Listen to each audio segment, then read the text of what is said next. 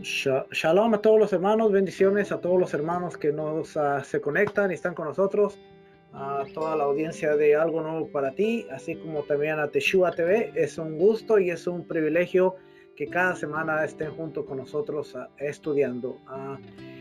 Estamos estudiando la historia del cristianismo, en el cual hemos hablado varias cosas, hemos hablado varios temas. No hemos entrado todavía a lo que es el fuerte, estamos poniendo fundamentos, un poquito de historia, un poquito de las cosas para entender cómo el judaísmo, cómo el helenismo, el ambiente greco-romano y todo esto está afectando. Estamos todavía en los años 30, 40, antes de la destrucción del templo. Estamos hablando una vez que Yeshua murió y ascendió.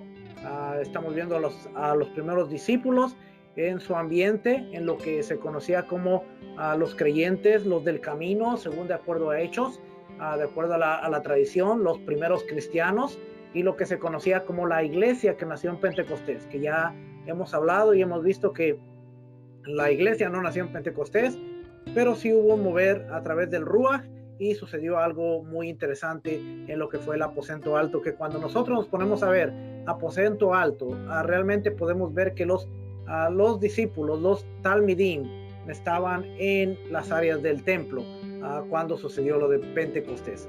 Y por eso es que vemos que había 3,000 gentes, una audiencia de 3,000 gentes, porque realmente estaban en lo que era el templo, lo que era alrededor del templo. Esta semana vamos a hablar acerca de un tema muy interesante. Vamos a seguir hablando acerca de lo que se conoce como la nueva secta judía. Oiga lo que vamos a hablar. Y esto estamos hablando de los primeros discípulos, los primeros creyentes. Pero este libro de Justo González, Historia del Cristianismo, de Justo González, lo pone como la nueva secta judía. Y vamos a ver algo interesante aquí. Déjeme, lo pongo aquí. Este es un material cristiano, como siempre lo digo. Estamos viendo la base de un material cristiano para poder traer esta enseñanza. Así es que yo no estoy de acuerdo en todo con lo que dice el escritor, pero hay mucha información muy buena que podemos tomar y podemos estudiarla y validarla, ¿ok? Así es que vamos a ver. Dice aquí, los primeros cristianos, acuérdense que cuando dice cristianos son los primeros creyentes.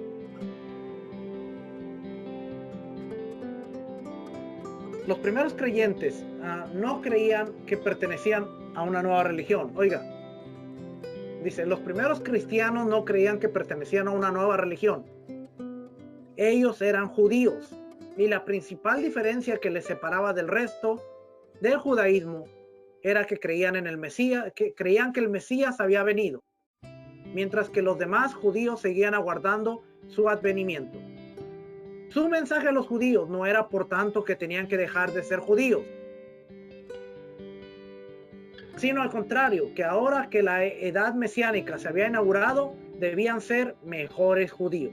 De igual modo, la primera predicación a los gentiles no fue una invitación a aceptar una nueva religión recién creada, sino que fue la invitación a hacerse partícipes de las promesas hechas a Abraham y su descendencia. Dice aquí este libro.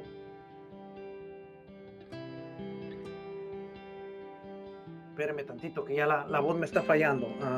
Después de la entrevista y el video y las cositas aquí, ya la voz como que ya me está fallando. Una hora de entrevista hoy y luego el video del viernes, así que ya mi garganta lleva 2 horas, pero vamos a sacar 1 hora más, ¿ok? Entonces dice aquí, los primeros cristianos ellos no creían que pertenecían a una nueva religión, como se ha enseñado todo el tiempo, que se creó la iglesia y que nació la iglesia y que fue la separación de la iglesia con los judíos. Al contrario, dice, ellos, la única diferencia entre los nuevos creyentes, los nuevos cristianos, el nuevo movimiento y los judíos, era que este nuevo movimiento creía que la edad mesiánica, la edad que había sido dada por los profetas durante mucho tiempo, Isaías, Jeremías, Ezequiel, todos los profetas que hablaban del advenimiento, ya se había inaugurado, ya había llegado, el Mesías prometido ya había venido a tierra. Era la única diferencia. Dice, ellos, lo que los separaba del resto del judaísmo era que creían en el Mesías, que el Mesías había venido, mientras que los demás judíos seguían guardando su advenimiento como hasta el día de hoy. Ellos siguen esperando la venida del Mesías. Dice, por lo tanto, su mensaje a los judíos no era que tenían que dejar de ser judíos. Fíjese lo que ha cambiado, porque al principio se nos dice que al principio el mensaje era, ustedes no tienen que dejar de ser judíos, ustedes tienen que ser mejores judíos. 2021 años, ahora el judío se tiene que convertir al cristianismo para poder encontrar la redención. Cuando inició, aún en este libro nos dice, los primeros cristianos, el mensaje era, ustedes no tienen que convertirse al cristianismo, ustedes tienen que ser mejores judíos. Y a los judíos, ustedes no tienen que convertirse al judaísmo, pero tienen que abrazar las promesas hechas a Abraham y a su descendencia. Bien interesante y bien importante, porque ese es un mensaje que ha mutado y que ha cambiado desde sus inicios hasta ahora. Ahora el mensaje es, judío, tienes que convertirte, tienes que venir al cristianismo. Cristiano, tienes que separarte completamente de todo lo que es lo que es el judaísmo, porque tú eres el Israel espiritual. Y aquí vemos que el mensaje era, somos uno, judíos y mesiánicos somos unos. La única diferencia es que nosotros creemos que la edad mesiánica ya comenzó, ya empezó, porque el Mesías ya vino, ya preparó todo para que en su retorno empiece la era milenial, el Olam Jabá. Así es que lo voy a volver a poner aquí en pantalla para que usted lo vea. Dice aquí, y se lo voy a subrayar. Se lo voy a subrayar por aquí, ya que luego estas cosas me sirven cuando las tengo subrayadas. Así es que dice, su mensaje a los judíos no era por tanto que tenían que dejar de ser judíos, sino al contrario, que ahora que la edad mesiánica se había inaugurado, debían ser mejores judíos. De igual modo, la primera predicación a los gentiles no fue una invitación a aceptar una nueva religión creada, sino que la invitación a hacerse partícipes de las promesas hechas a Abraham y a su descendencia. A los gentiles se les invitaba a hacerse hijos de Abraham según la fe, ya que no podían serlo según la carne, claro, porque no tenían que haber nacido judíos para poder ser hijos de Abraham. Déjenme, me tomo un poquito de este super té. Ya, mejor. A los gentiles se les invitaba a hacerse hijos de Abraham según la fe, ya que no podían serlo según la carne. Y la razón por la que esta invitación fue posible era que desde que de tiempo de los profetas, el judaísmo había creído que con el advenimiento del Mesías, todas las naciones serían traídas a Sión. Para aquellos cristianos, el judaísmo no era una religión rival del cristianismo, sino la misma religión. Ay, aquí hay otra cosa aquí. Subrayarla con... El judaísmo no era una religión rival del cristianismo, sino la misma religión. Dice, para aquellos cristianos, déjeme subrayar esta parte para que quede completa. Dice aquí, para aquellos cristianos, oiga lo que dice aquí, porque dice, para aquellos cristianos, el judaísmo no era una religión rival del cristianismo, sino la misma religión. ¿Cuáles son los orígenes del cristianismo? Que era la misma religión que el judaísmo. Ahí está.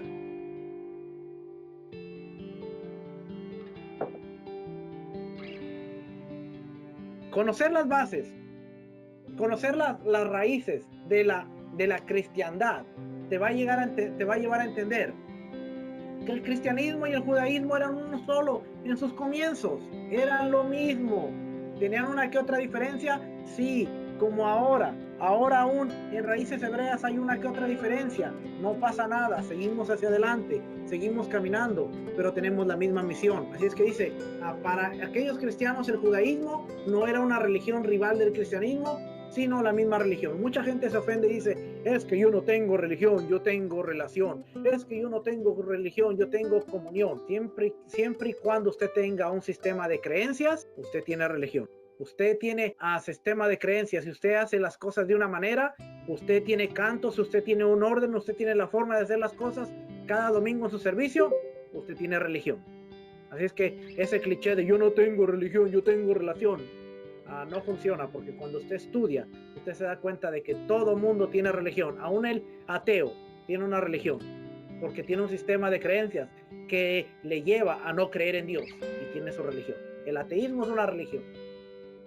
Así es que esa es la definición de religión, porque aquí mi esposita me está diciendo, ¿y qué religión? Para que quede el concepto claro. Así es que para aquellos cristianos, ¿quiénes? Los primeros discípulos, la primera iglesia, la iglesia que nació en Pentecostés. Vamos a ponerlo de esta manera, la iglesia que nació en Pentecostés. Para esta iglesia en Pentecostés, ellos creían que ellos y el judaísmo eran uno solo, era una sola religión, nunca se separaron. Y lo dice un escritor cristiano. Por eso estoy usando este libro. No crea que tengo otros recursos, pero este recurso, para que vea que estoy usando un recurso utilizado en los seminarios, en los institutos teológicos y usado en la teología para darles a entender ahí que ahí mismo en este recurso cristiano dice, para aquellos cristianos, los primeros cristianos, para ellos, el judaísmo no era una religión rival del cristianismo, sino la misma religión. Aun cuando muchos judíos no vieran que ya las profecías se habían cumplido, eso no importaba. Aunque ellos siguieran esperando el segundo advenimiento, eran una misma religión. Este super tesis que me cayó bien. Vamos, aquí aguanto hasta 2 horas ahorita ya. Dice aquí, desde el punto déjenme pongo aquí. Dice, desde el punto de vista de los judíos no cristianos, la situación era la misma. El cristianismo no era una nueva religión, sino una secta herética dentro del judaísmo. ¿Sí? Para los judíos no cristianos, o sea, los judíos seguían viendo a los cristianos como no era una nueva religión, sino era una secta herética dentro del judaísmo. Aunque era de la misma secta del judaísmo, pero de alguna manera les llamaban herejes por decir que un hombre, que ellos habían matado a un hombre, que era el Mesías prometido de Israel.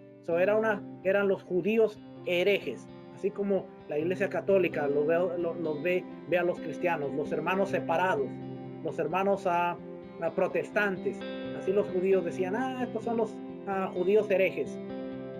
Ellos nunca consideraron que se hizo una nueva religión. Simplemente dentro de la religión se armó un movimiento que ellos proclamaban que el Mesías, Yeshua era el Mesías que había muerto, cumpliendo las profecías dadas desde Abraham y desde atrás. ¿Ok? Vamos a ver.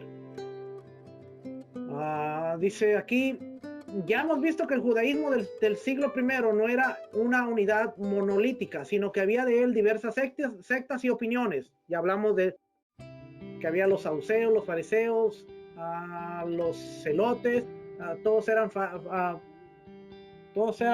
judíos, pero cada quien tenía su propia forma de ver las cosas. Así es que, por lo tanto, al aparecer el cristianismo, los judíos lo veían como una secta más. ¿Lo que quiere decir aquí? Que los judíos, cuando vieron a los del camino, dijeron, es una secta más como los saduceos, como los fariseos, como los celotes, es una secta más. Así lo veían ellos. Y los cristianos veían a los judíos como uno solo, eran uno solo, con las diferencias. Así es que desde el principio era un solo cuerpo, no había dos, no existía, ustedes son Israel, nosotros somos el Israel espiritual, no, ellos se miraban como un solo. Que empezaban a haber diferencias, sí, y vamos a ver más adelante aquí. Así es que dice, los judíos lo veían como una secta más. La conducta de aquellos judíos hacia el cristianismo se comprende si nos colocamos en su lugar y vemos el cristianismo desde un punto de vista como una nueva herejía que iba de ciudad en ciudad tentando a los buenos judíos a hacerse herejes. Además, en aquella época, y no sin fundamentos bíblicos, muchos judíos creían que la razón por la cual habían perdido su antigua independencia y quedado reducidos al papel de súbditos del imperio era que el pueblo no había sido suficientemente fiel y a la fe de sus antepasados. Por lo tanto, el sentimiento nacionalista y patriótico se exacerbaba ante la posibilidad de que estos nuevos herejes pudieran una vez más provocar la ira de Dios sobre Israel. ¿Qué quiere decir esto? Que ellos lo miraban como diciendo, se levantaron los helenistas y nos causó todo el problema con Antíoco. ¿Por qué? Porque no fueron fieles a la fe de nuestros padres. ¿Qué pasó con Judá y Nabucodonosor cuando vino? Por no ser fieles a la Torá, nos llevaron. Y entonces, ¿qué pasó con el imperio, el reino del norte? Vinieron los persas y nos llevaron porque no fueron fieles. Entonces, ellos siempre han sido y han tenido este sentimiento nacionalista, patriótico, que dice, por no ser fieles a la Torá, hemos sufrido expulsión, hemos sufrido dispersión, tenemos que ser fieles a la Torá. Y por eso eran así y siguen siendo así, porque ellos dicen, hemos sufrido tanto que tenemos que ser celosos y tenemos que ser fieles. Por estas razones, en buena parte del Nuevo Testamento, del Brit Hadashah, los judíos persiguen a los cristianos, quienes a su vez encuentran el refugio en las autoridades romanas. Oiga, encuentran refugio en las autoridades romanas. Esto puede verse, por ejemplo, cuando algunos judíos en Corinto acusan a Pablo ante el procónsul Galión, diciendo que éste persuade a los hombres a honrar a Dios contra la ley. Y Galión les responde, si fuere algún agravio o algún crimen enorme, oh judíos, conforme a derecho yo os toleraría. Pero si son cuestiones de palabras y de nombres y de vuestra ley, vedlo vosotros, porque yo no quiero ser juez de estas cosas. Hechos 18 a 14 y 15. Mire lo que dice aquí. Y al comenzar Pablo a hablar, Galión dijo a los judíos, si fuera algún agravio o algún crimen enorme, oh judíos, conforme a derecho yo os toleraría, pero si son cuestiones de palabras y de nombres y de vuestra ley, vedlo vosotros, porque yo no quiero ser juez de estas cosas. En otras palabras les estaba diciendo, arréglenselas ustedes mismos, porque nosotros no queremos nada que ver con la ley. ¿Y cuál era el problema? Estaban acusando a Pablo de ir en contra de la ley.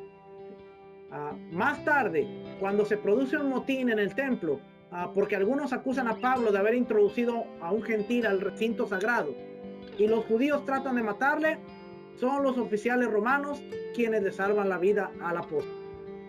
Luego, los romanos concordaban con los primeros cristianos y con los judíos de que en que se trataba aquí de un conflicto entre judíos, siempre que no se produjera un alboroto excesivo. Los romanos preferían que los propios judíos resolvieran esa clase de problemas. ¿Ve? Entre judíos, ustedes arréglense. Pero cuando el tumulto era demasiado, los romanos intervenían para restaurar el orden y a veces para castigar a los culpables. Un caso que ilustra esta situación es la expulsión de los judíos de Roma por el emperador Claudio en el año 51. Esta parte es bien importante, esta pieza de información es bien importante porque la Biblia nos dice en el capítulo 18 del libro de Hechos, la abrí por aquí. Aquí está, mire, dice la Biblia, esta es la Reina Valera, Reina Valera. Dice capítulo 18 de Hechos, después de estas cosas, Pablo salió de Atenas y fue a Corinto, y halló a un judío llamado Aquila, natural del Ponto, recién venido de Italia con Priscila su mujer.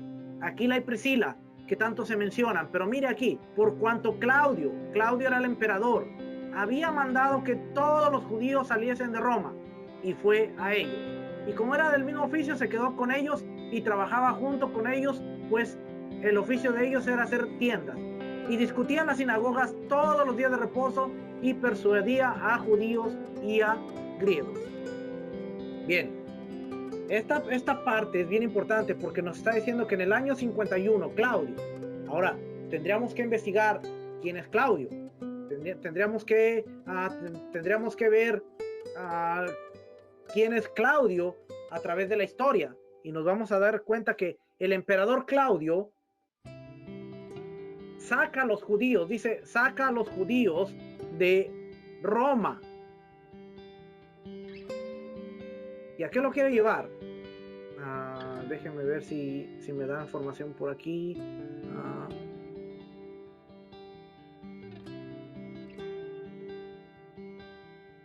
No me va a dar la información que quiero, así es que se la debo. Tal vez por aquí.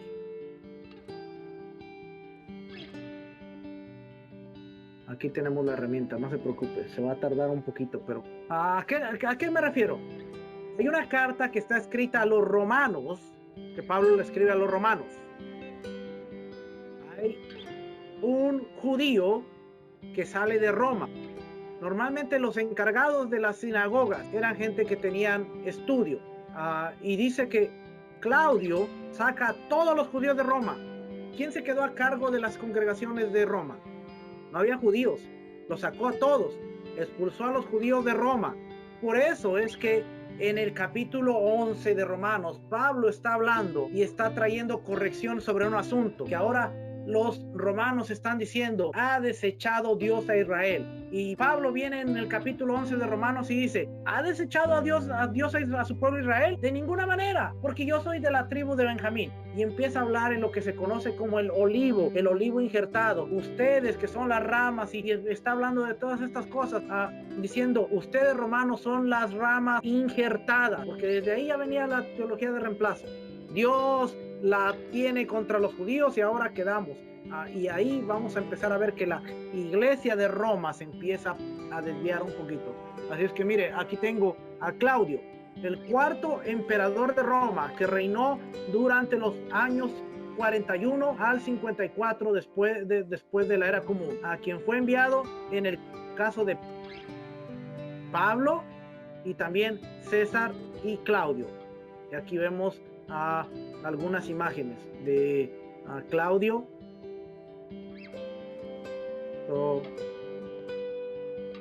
Eventos: Claudio prohíbe a los judíos emigrar a Alejandría.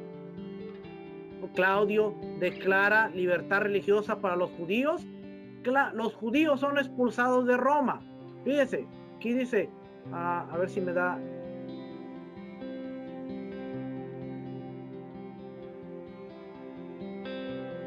No me la va a dar.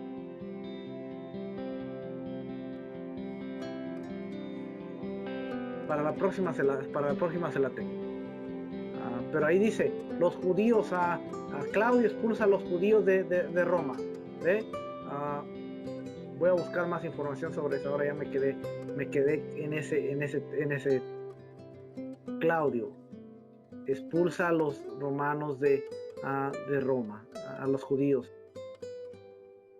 Y después, cuando Claudio permite a los judíos regresar a Roma en el año 54 de la era, después de la era común, aquí tiene la pantalla, dice, le permite a los judíos. Estos dos eventos, cuando los expulsa en el año 50, pues durante 4 años no hubo ningún judío en las congregaciones, en las sinagogas de Roma. Y durante esos 4 años se armaron muchos alborotos que podemos estudiar en lo que es el libro de Romanos, y podemos entender por qué nació la carta de Romanos y por qué está escrita como está escrita la carta de Romanos. Pero a veces traemos un versículo de Romanos y decimos: pero Romanos 3:3 dice esto. Sí, pero ¿cuál es el contexto? ¿Y de qué está hablando? Todas estas cosas bien interesantes. Pero vamos a regresar. ¿Dónde estaba aquí? Ok, aquí estoy. Dice aquí. Menciona esta, en el Hechos 18:2 menciona esta expulsión, aunque no explica sus razones. Pero el historiador romano Seutonio nos ofrece un dato intrigante al decirnos que los judíos fueron expulsados de Roma porque estaban causando disturbios constantes a causa de Cresto.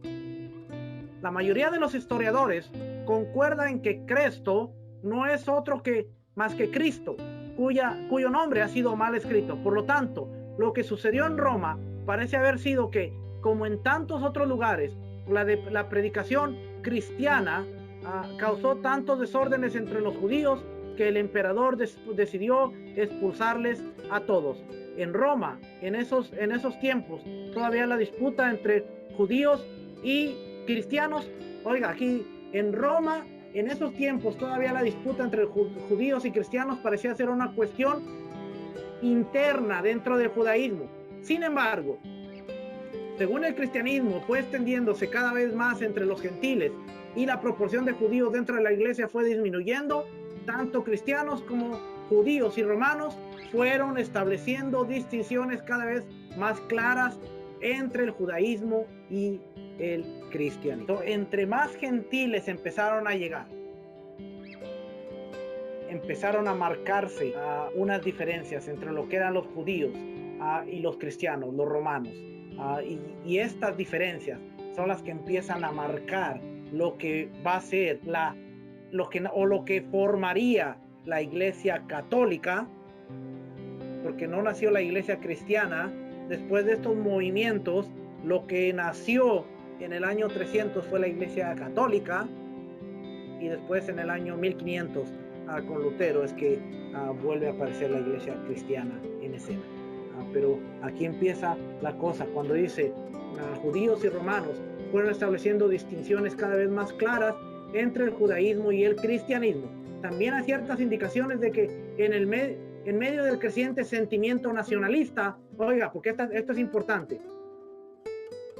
Además, se lo voy a subrayar aquí para cuando lleguemos a esa parte.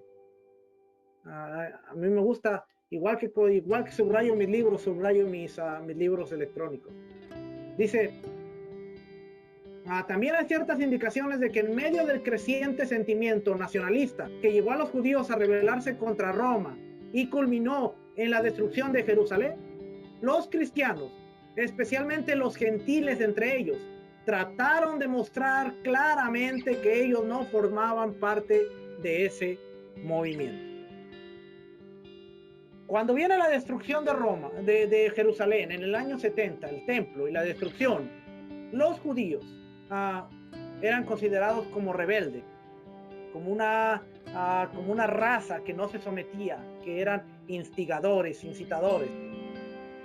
Los cristianos, especialmente los judíos, los gentiles, empiezan a decir, nosotros no tenemos nada que ver con ellos, nosotros somos cristianos, ellos son judíos, nosotros somos cristianos. Y ahí es donde empieza a verse la separación de decir, no tenemos nada que ver con ellos. ¿Por qué? Por temor a que los consideraban la misma religión, a que les dieran el mismo castigo, y dos, porque era el momento perfecto de irse desligando de muchas cosas que como gentiles ya no estaban de acuerdo, y así empieza a abrirse el camino de la separación.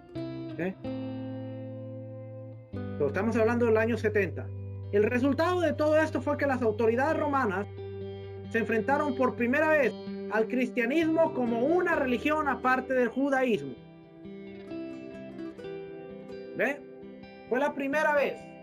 Después del año 70, la destrucción del templo, fue cuando las autoridades romanas se encontraron con que, ok, este es un grupo aparte, no porque lo fuera, sino porque ellos decidieron, nosotros somos un grupo aparte, no queremos nada que ver con ellos, somos muy aparte. Entonces ahora el Imperio Romano dice, ok, ahora tenemos un grupo que supuestamente es el mismo, pero está dividido, porque estos no quieren nada que ver con estos. Y ahí es donde empiezan a haber dos grupos distintos. Ahora son los judíos y los cristianos, que como es hasta el día de ahora, pero estamos hablando del año 70 más o menos. Y ahí usted está viendo dónde empieza. De aquí en adelante es cuando vamos a empezar a hablar cosas más interesantes, más emocionantes y más intrigantes. Así es que dice, el resultado fue que las autoridades romanas se enfrentaron por primera vez, oiga, Estamos hablando casi ya pasado el año 70, dice, por primera vez al cristianismo como una religión aparte del judaísmo. Fue entonces que comenzó la historia de 2,5 siglos de persecuciones por parte del Imperio Romano. En ese contexto, la persecución bajo Nerón fue de enorme importancia, no tanto por su magnitud como por haber sido la primera en una larga serie de crueldad siempre creciente. Empero, antes de pasar a discutir la persecución de bajo Nerón, debemos señalar un hecho que ha tenido consecuencias fatídicas para las relaciones entre los cristianos y los judíos a través de los siglos. Durante los primeros años del cristianismo, este existió dentro del marco del judaísmo. En esa situación, el judaísmo trató de aplastarlo y de ello hay abundantes pruebas en el libro de Hechos y en otros libros del Nuevo Testamento. Pero a partir de entonces, nunca más ha estado el judaísmo en posición de perseguir a los cristianos, mientras que muchas veces los cristianos sí han estado en posición de perseguir a los judíos.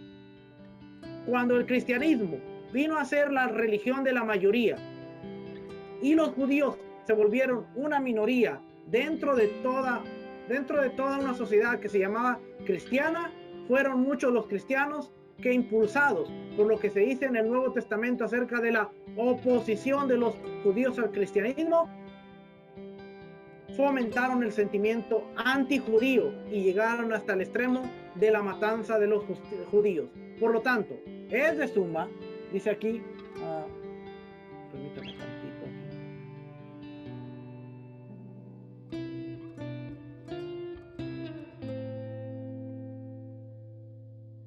Ok.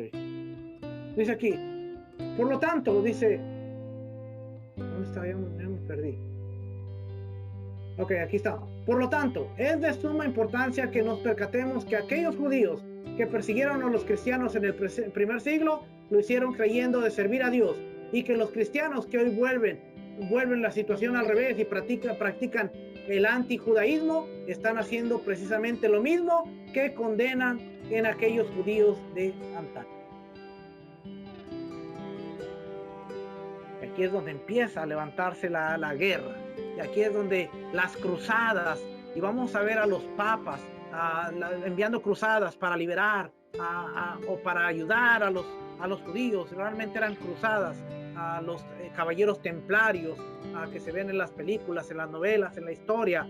Los caballeros templarios eran los saqueadores que iban, mataban a los judíos, se robaban el templo, sacaban los tesoros, y todo esto era por guianza de los papas de Roma, que ahora eran los líderes de la religión cristiana, que ahora mataba a los judíos, porque ahora era la mayoría. Y hasta el día de hoy, la iglesia cristiana fue fundada y sigue con un antisemitismo que usted no le puede decir algo acerca de Israel a un cristiano, porque aunque dice amar a Israel, usted ve cómo habla despectivamente de la ley, cómo denigra, cómo actúa y cómo aún en sus palabras desprecio hacia los judíos, porque es la manera en que se fue enseñando desde el principio. Y cuando los judíos estaban persiguiendo a los primeros creyentes, cuando este movimiento creció y ahora se formó con el respaldo de Roma y con todas estas cosas, ahora dijeron, nosotros vamos a ser los que vamos a perseguir. Y usted va a ver una de las declaraciones de la iglesia, que se conoce como la primera iglesia, es: nosotros no queremos nada que ver con los que mataron a nuestro Señor Jesús. Y eso es por ponerlo en palabras bonitas, pero la forma en que ellos lo pusieron es algo que usted dice, ¿qué? Así es que no es de extrañarse que muchas veces como cristianos se nos enseñó estar fomentados hacia el antisemitismo, y alrededor de todo el mundo siempre lo más pesado es el antisemitismo. Déjenme ver, vamos a ver por aquí, dice, Nerón llegó al poder en octubre del año 54 gracias a las intrigas de su madre Agripina. Cuando usted ve el Imperio Romano, usted se sorprende todo el drama y todo lo que había entre emperadores, entre las esposas del emperador, todas estas cosas que había. Por eso dice aquí, Nerón llegó al poder en octubre del año 54, gracias a las intrigas de su madre Agripina, quien no vaciló ante el asesinato en sus esfuerzos por asegurar la sucesión del trono en favor de su hijo. Al principio, Nerón no cometió los crímenes, por lo que después se hizo famoso. Aún más, varias de las leyes de los primeros años de su gobierno fueron de beneficio para los pobres y los desposeídos. Pero poco a poco, el joven emperador se dejó llevar por sus propios afanes de grandeza y placer y por una corte que se desvivía por satisfacer sus más mínimos caprichos. 10 años después de haber llegado al trono, o sea, en el año 64, ya Nerón era despreciado por buena parte del pueblo y también por los poetas y literatos, a cuyo número Nerón pretendía pertenecer sin tener los dones necesarios para ello. Cuantos se oponían a su voluntad, o bien morían misteriosamente, o bien recibían órdenes de quitarse la vida. Fíjense, porque esto es una nota aparte, ¿ok? Pero no le extraña a usted que siempre todo lo que va en contra de un poder o se suicida o lo matan. ¿No ha visto usted testigos famosos en contra de políticos poderosos? Son encontrados muertos en sus celdas porque se suicidaron, se quitaron la vida, o de repente mueren en el camino sin poder atestiguar. ¿No me parece usted? Vea siempre, vea. Hay un hombre bien famoso, y solo le voy a dar un nombre por referencia. Hay un hombre bien famoso que murió en su celda. Más no le voy a dar el nombre. Murió en su celda. Pero este hombre era una pieza clave en contra de mucha gente, muchos políticos, mucha gente que está en el poder a una hora. Y murió en su celda. Después atraparon a su novia. Y a su novia la tienen entre burbujas para que no se vaya a quitar la vida. Y miren lo que hacía Nerón. Era una nota aparte, nada más para que usted vea el contexto cultural que se sigue haciendo hasta el día de hoy, ¿okay? Para que vea cómo aplica todavía todas estas cosas. Dice, Nerón, ¿cuántos se oponían? Aquí donde dice, aquí, bien, aquí, me lo subrayo ahí, para que lo lea bien. Cuantos se oponían a su voluntad, o bien morían misteriosamente, o bien recibían órdenes de quitarse la vida. Cuando la esposa de uno de sus amigos le gustó, sencillamente hizo enviar a su amigo a Portugal y tomó la mujer para sí. Todos estos hechos y muchos rumores corrían de boca en boca y hacían que el pueblo siempre esperara lo peor de su soberano. Así estaban las cosas cuando en la noche del 18 de julio del año 64 estalló un enorme incendio en Roma. Al parecer, Nerón se encontraba a la sazón en su residencia de Antium, a unas 15 leguas de Roma. Y tan pronto como supo lo que sucedía, corrió a Roma, donde trató de organizar la lucha contra el incendio. Para los que habían quedado sin refugio, Nerón hizo abrir sus propios jardines y varios otros edificios públicos, pero todo esto no bastó para apartar las sospechas que pronto cayeron sobre el emperador, a quien ya muchos tenían por loco. El fuego duró 6 días y 7 noches, y después volvió a encenderse en diversos lugares durante 3 días más. 10 de los 14 barrios de la ciudad fueron devorados por las llamas. En medio de todos sus sufrimientos, el pueblo exigía que se descubriera el culpable y no faltaba quienes se inclinaban a pensar que el propio emperador había hecho incendiar la ciudad para poder reconstruirla a su gusto, como un gran monumento a su persona. El historiador Tácito, que probablemente se encontraba entonces en Roma, cuenta varios de los rumores que circulaban y él mismo parece dar a entender que su opinión era que el incendio había comenzado accidentalmente en un almacén de aceite.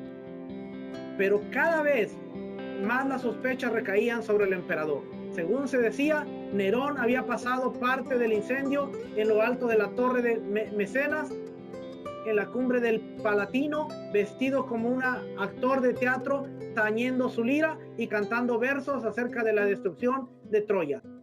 Luego comenzó a decirse que el emperador, en sus locas ínfulas de poeta, había hecho incendiar la ciudad para que el siniestro le sirviera de inspiración.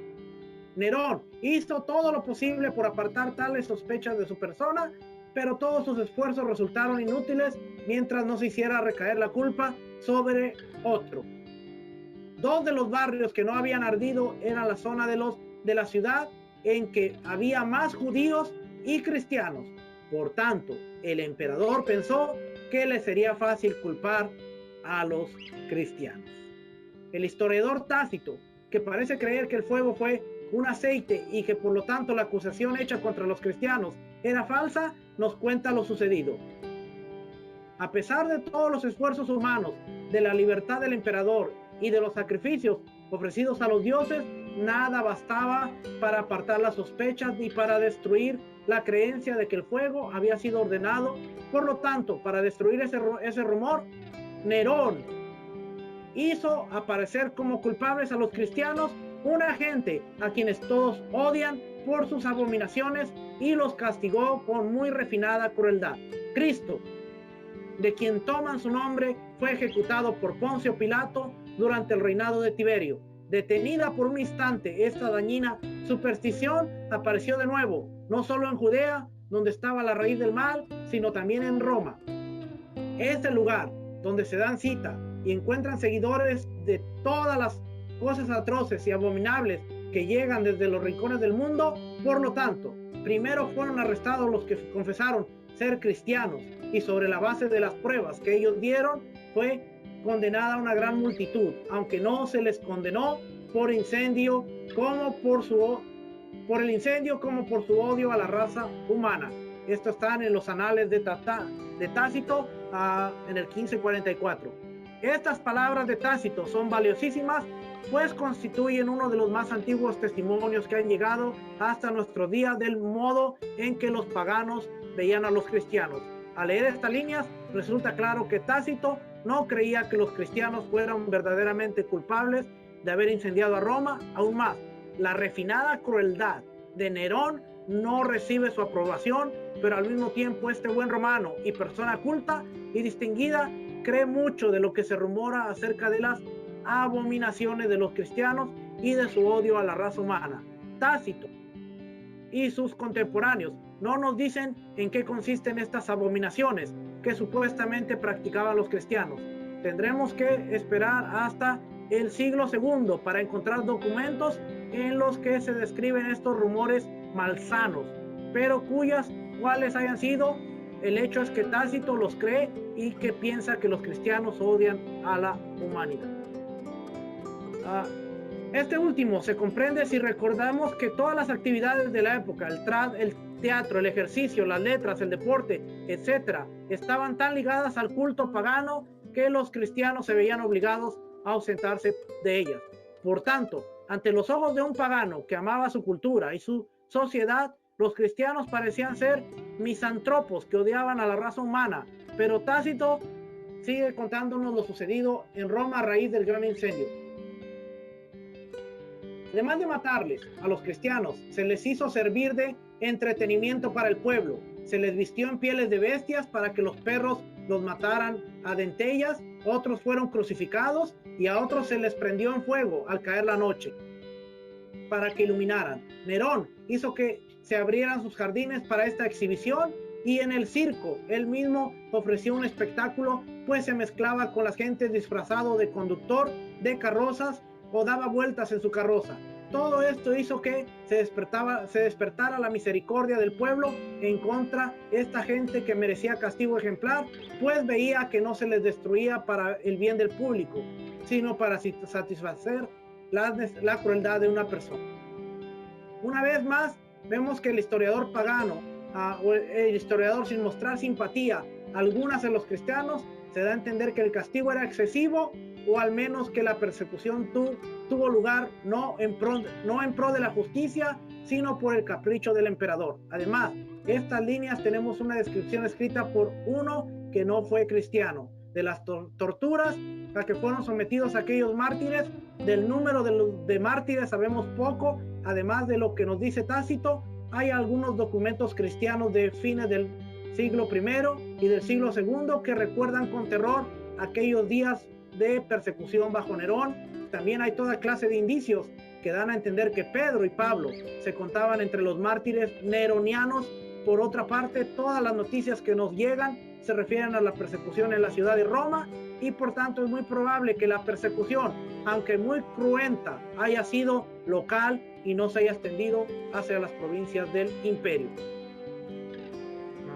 Déjenme ver, ya vamos a terminar aquí. Aunque al principio se acusó a los cristianos de incendiarios, todo parece indicar que pronto se comenzó a perseguirles por el mismo hecho de ser cristianos y por todas las supuestas abominaciones que iban unidas a ese nombre. El propio Nerón debe haberse percatado que el pueblo sabía que perseguían a los cristianos no por el incendio, sino por otras razones, y Tácito también nos dice que en fin de cuentas no se les condenó tanto por el incendio, sino como por su odio de la raza humana. En vista de todo esto y a fin de justificar su conducta, Nerón promulgó contra los cristianos un edicto que desafortunadamente no ha llegado a nuestros días. Probablemente los planes de Nerón incluirían extender la persecución a las provincias, sino para destruir el cristianismo en ellas, al menos para lograr nuevas fuentes de víctimas para sus espectáculos.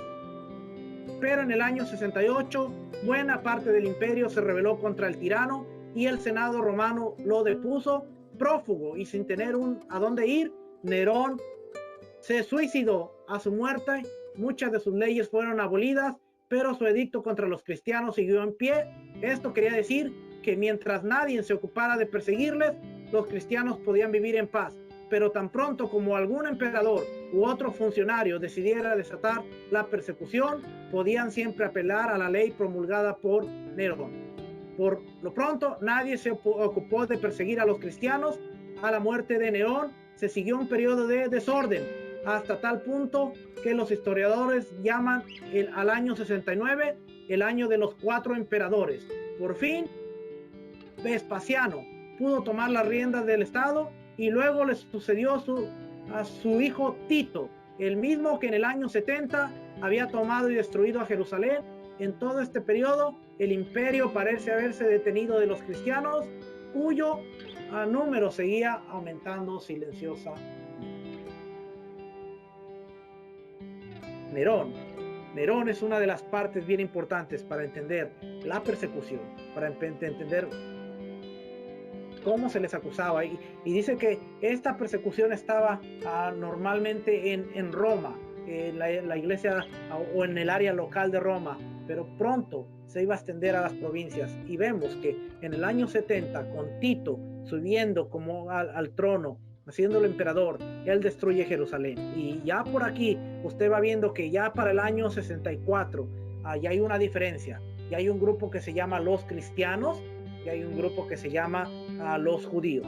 Y vamos a empezar a ver cómo estos grupos, las diferencias empiezan a alejarse más y más, y vamos a seguir aprendiendo. Dese la oportunidad de seguir escudriñando todo, seguir aprendiendo y seguir viendo la raíz de nuestra fe. Por lo tanto, cuando ustedes le dicen vamos a estudiar la raíz del cristianismo, tendrían que decirle el cristianismo y el judaísmo eran uno solo. No podemos decir estamos estudiando las raíces del cristianismo y dejar a un lado el hecho tan importante de que judíos y cristianos eran uno solo.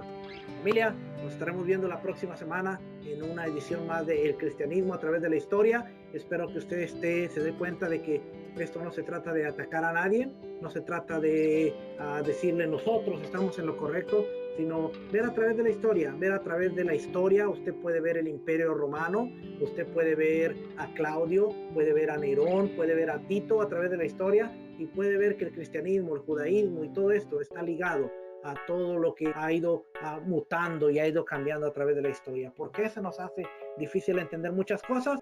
Porque han sido más de 2000 años de separación. Si contamos casi 2000 años, si contamos desde el año 64, cuando el Imperio Romano mismo reconoció, ahora tenemos dos grupos, cristianos y judíos, esto no es de la noche a la mañana. Y a medida que va avanzando el tiempo, se ha puesto aún peor la cosa a través de quitar al cristianismo, ahora conocido ya como cristianismo, quitarlo completamente de sus raíces judías. Y luego entramos con Constantino y ahí la historia cambia completamente. Así es que nos estaremos viendo la próxima semana. Familia, gracias por conectarse, gracias por ser parte de este tiempo de enseñanza. Espero que sea de bendición, que el Eterno les bendiga, que el Eterno les guarde y nos estaremos viendo la próxima semana. Shalom, bendiciones. Shalom.